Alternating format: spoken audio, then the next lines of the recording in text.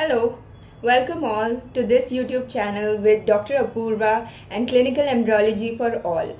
As I told everyone before, I am a clinical embryologist but also an infertility specialist at core. So I help you understand the essential aspects of embryology which every infertility specialist must know, without which you are not a complete ART specialist. Let's begin with our first topic today, which is embryo transfer. Always be very careful, and strict asepsis has to be there in your laboratory.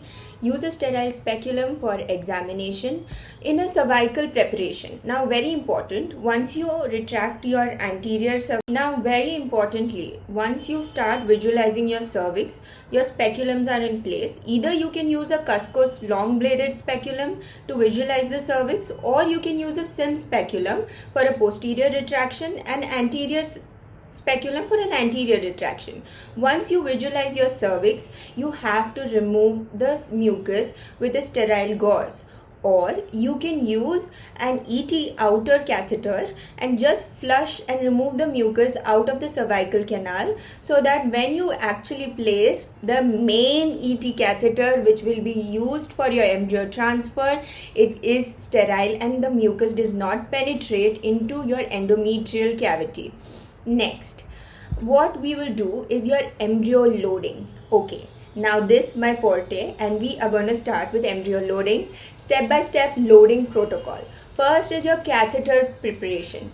Flush the transfer catheter with the culture media. Ensure no air bubbles in the catheter and verify a smooth plunger movement. So for this, what we usually use is a BD syringe. A BD syringe or a tuberculin syringe. You remove all the air out of the syringe and you attach it to the inner sheath of the transfer catheter. Once you attach it to the inner sheath of the transfer catheter, you slowly suck the media inside and let the media go outside. So you flush the catheter with the media so that the media stays inside the canal of the ET sheath. Now let's see a step-by-step procedure into the lab. As you can see, the benchtop incubator has been opened, and under the stereozoom microscope, we are trying to visualize the embryos that we are going to transfer. Grading of the embryos is of essence. If you do not grade your embryos, you cannot know what kind of pregnancy outcomes you are supposed to meet. Join me in another lecture for grading embryos according to the modified Istanbul criteria as well as the basic Gartner staging grading. A very short lecture for your ART specialist so that you understand what you are supposed to predict out of your embryo outcomes. Next, we move on to the laminar airflow.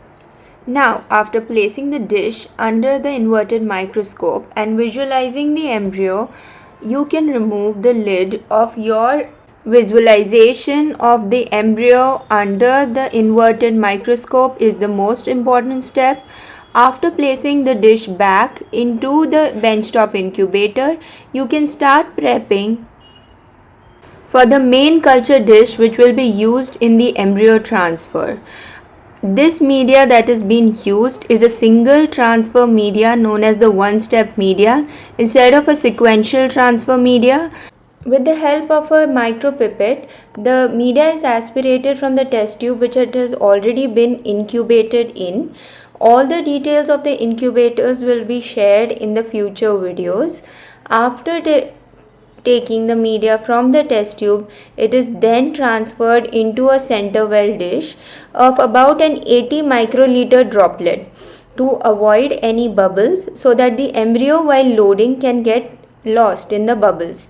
Then the inner flexible sheath is removed from the ET catheter and the inner flexible ET sheath is then flushed using the media which was there in the test tube. A practical tip at this point is already mark your BD syringe for the amount of air column and the amount of the embryo and the media that we are going to load sequentially. Make sure there are no bubbles in the ET catheter while flushing it with the media. The air medium embryo column step. The standard loading sequence is one small air bubble, then the culture embryo, and then another small air bubble.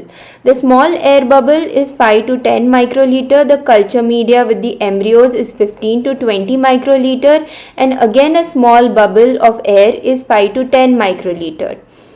In our center, we use the afterloading technique, which is a team approach, as the clinician places the empty catheter in the fundal position and then the embryologist loads the external syringe. Practical tip: beforehand, know the uterocervical length of that uterus and position the uterus in such a way so that your catheter can be placed 10 to 20 millimeter away from the fundal area. This is most important to avoid ectopic pregnancies. Next, we will do a quality check, that is a catheter check. Embryologists must inspect the return catheter. Flush the outer catheter first into the dish containing the culture media. Under the stereozoom microscope, examine it. Document if any retained embryos are there. Again, flush the inner catheter into the culture media and again document if there are any retained embryos. All the check must happen under a stereozoom microscope, and if there is any retained embryo, do not worry if there are any retained embryos. We can again go for a retransfer, preferably immediately if any retained embryos are present. I hope all these practical tips kept in mind make embryo transfer an easy procedure for all to follow.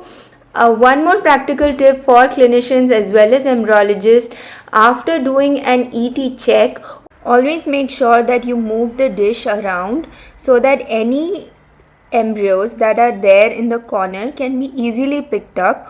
Always, along with an inverted microscope, do a stereo zoom check and a double partner check to check for retained embryos.